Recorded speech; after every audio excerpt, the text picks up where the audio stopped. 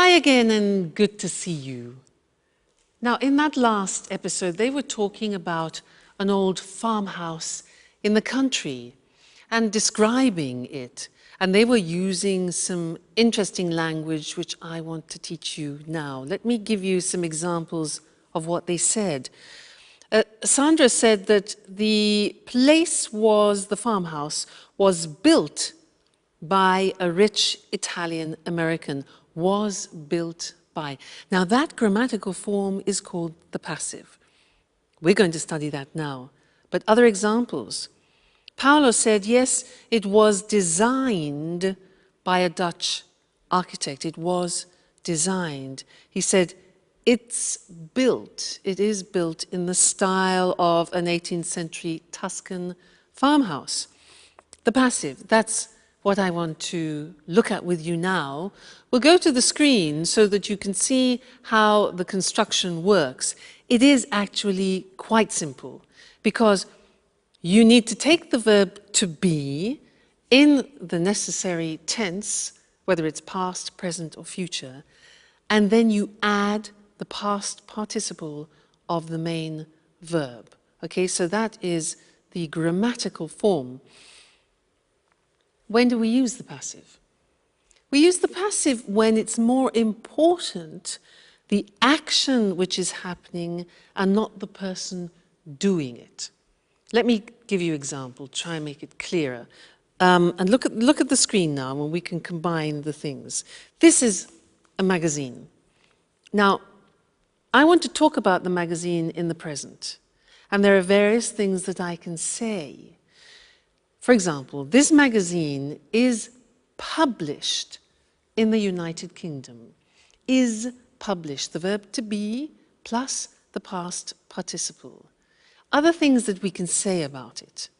The articles are written by top writers. Now, notice that if you want to actually mention the people doing the object, the action, you use by.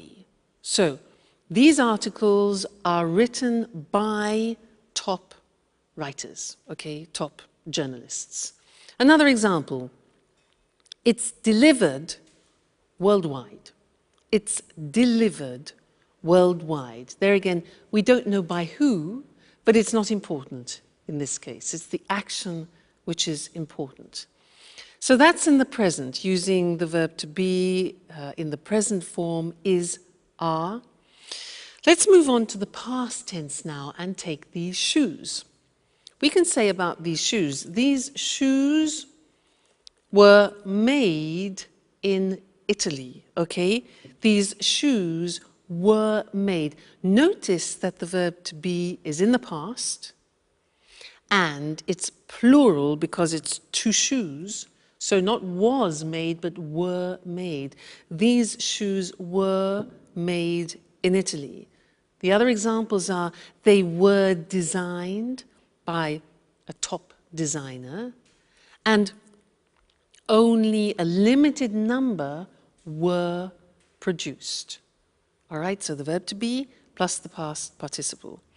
Then if you think about the future, you can put the verb to be in the future, and let's think about a film that has some perspective that is going to be made in the future. Let's look at how we use that in the passive form. The film is going to be set in America. Now that's a bit more complicated. The verb to be goes into the future, but it's an intentional future.